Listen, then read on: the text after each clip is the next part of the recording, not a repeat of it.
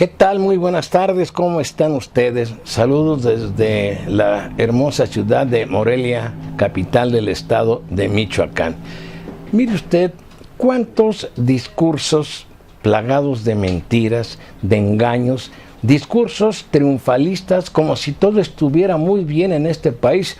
Claro, está bien para una pequeña y reducida élite de políticos, de funcionarios y de empresarios que se apoderan de toda la riqueza. Estamos en una situación grave, crítica, y no es problema de la competitividad, de querer llevar a México a la competitividad. No, es un problema de corrupción, es un problema de ineficiencia en las áreas gubernamentales, pero sobre todo de podredumbre, de corrupción. Aquí tengo unos datos y conste que son datos oficiales, no me los estoy sacando de la manga. No le voy a dar lectura a todo este documento que fue elaborado en la Cámara de Diputados y en la de Senadores. No lo voy a abrumar de datos, solamente voy a dar dos referencias que a mí se me hacen vitales. El crecimiento en lo que va de este sexenio, unos cuantos meses, el crecimiento es de solo 0.8% en el primer trimestre de este año. Las alzas brutales en los alimentos, 400% en el precio del tomate, 20% en el del huevo, ya de por sí disparado, de 20 a 30% en el de las verduras.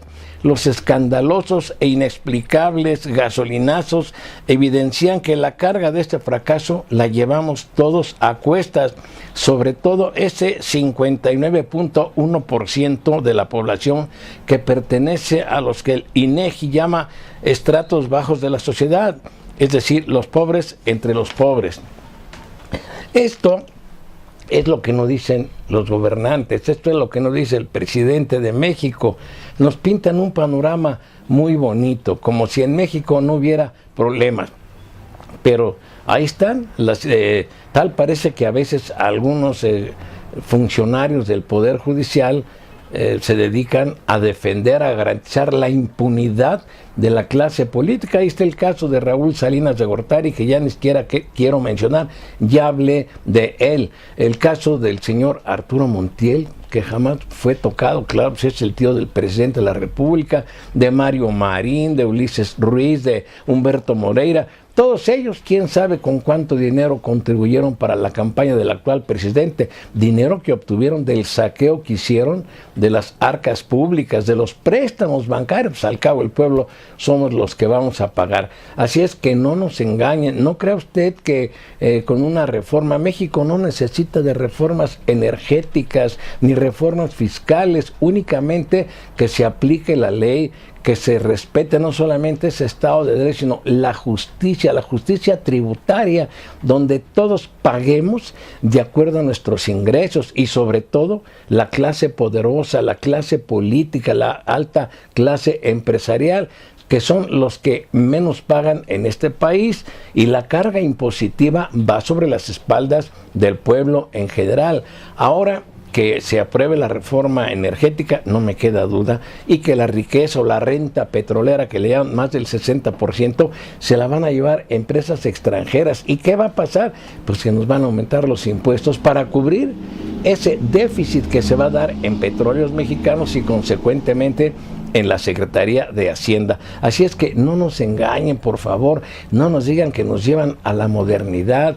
Eso lo hemos escuchado durante sexenios y sexenios priistas y sexenios panistas, porque tampoco es justo que yo le atribuya todo al PRI, que tiene mayor carga de responsabilidad por los años que ha desgobernado este país, donde, vuelvo a repetir, esa clase que llega al poder se enriquece brutalmente, arrasa con todo, hace negocios de cualquier índole, no solo saquea las arcas públicas, les da contratos a amigos que desde luego les dan su tajada. Por ejemplo, en una obra pública, evidentemente que los funcionarios que otorgan los contratos para que hagan determinada obra piden hasta un 15% adelantado. Entonces, ¿qué hace el contratista? Pues elevar el costo de la obra y meter materiales de baja calidad. Por eso hay carreteras que están llenas de baches, Y todo lo que hacen a veces es de pésima calidad, y no porque no sepan hacer las cosas, sino porque todo entra en el marco de la corrupción y de la podredumbre. Yo no sé cuándo vaya a acabar esto. Ese es nuestro verdadero problema. No es eso de que la falta de competitividad, no es la falta de apertura de petróleos mexicanos a la inversión extranjera, es ya no sé si la palabra corrupción se oye hasta bonito, se me hace hasta una palabra muy suavecita, muy tenue. Disculpen ustedes, las raterías. Esta gente no se harta, como dicen en mi pueblo, no se hartan, o sea, saquean. Donde hay dinero, ahí están las manos que se rievan todo. Aquí en Michoacán vivimos condiciones muy difíciles económicamente porque gobiernos anteriores, sobre todo el de Lázaro Cárdenas Battel y el de Leonel Godoy, dejaron hundido al Estado con tanto crédito. Dicen que hasta la basura se llevaron. Yo no sé si esto sea cierto. ¿Y qué ha pasado? Nada, absolutamente nada. A la clase política no la tocan, solo cuando son venganzas de carácter personal. Le pongo el ejemplo y hago un comparativo. Parece que estoy hablando desordenadamente, pero bueno. Las riquezas de Raúl Salinas de Gortari superan, pero en mucho, a la de la señora Elvester Gordillo. Pero ¿qué sucede? Que a la otra la metieron a la cárcel, no por corrupta, no por pilla, sino porque se confronta con el gobierno de Peña Nieto.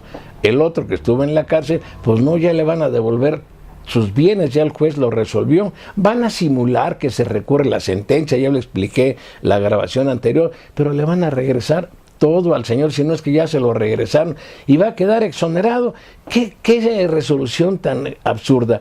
Efectivamente, dice el juzgador, hay un enriquecimiento inexplicable, sí, pero no saben cómo obtuvo toda su fortuna. Por favor, ¿cómo no lo van a saber?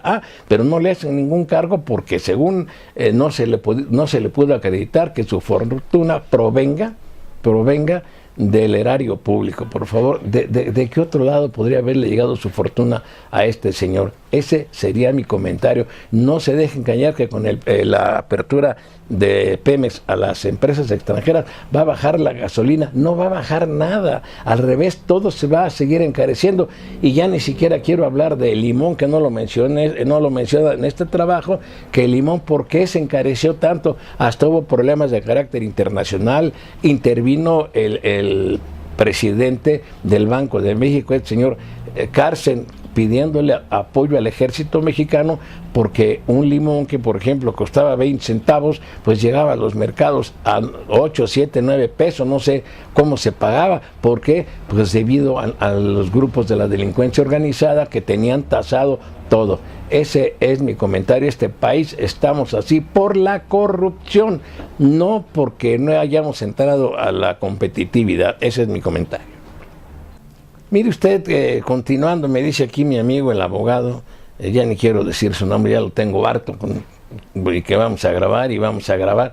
Mire, este asunto de lo que aconteció en Zacatecas el fin de semana, en donde tal parece, porque yo he leído algunos diarios, que la información surgió anónimamente, desde luego, de una fuente de la zona militar de Zacatecas que aseguraba que una balacera, enfrentamientos que duraron como 3 días, desde luego no en forma continua, dejaron un resultado de más de 46 muertos.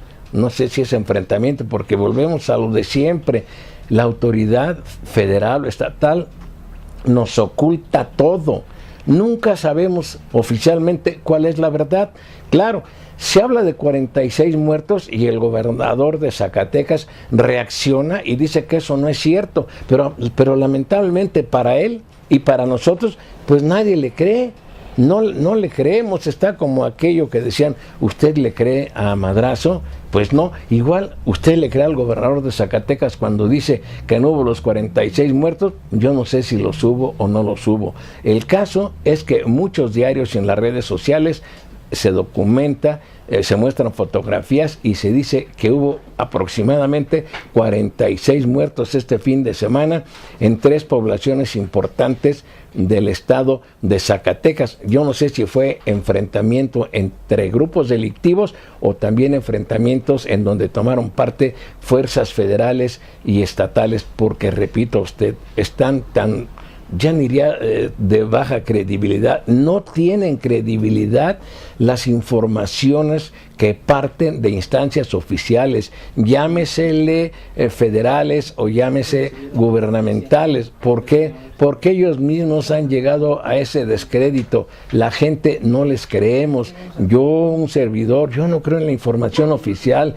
de ninguna índole, no solamente en tratándose de la seguridad o de la inseguridad pública, que quién sabe, esto no para, esto no tiene fin, y ese sería mi comentario. Así es que si no les creen es porque ellos, me refiero a la autoridad, ellos se han ganado a pulso y con un gran esfuerzo esa situación que nadie cree en ellos. Ese es mi comentario.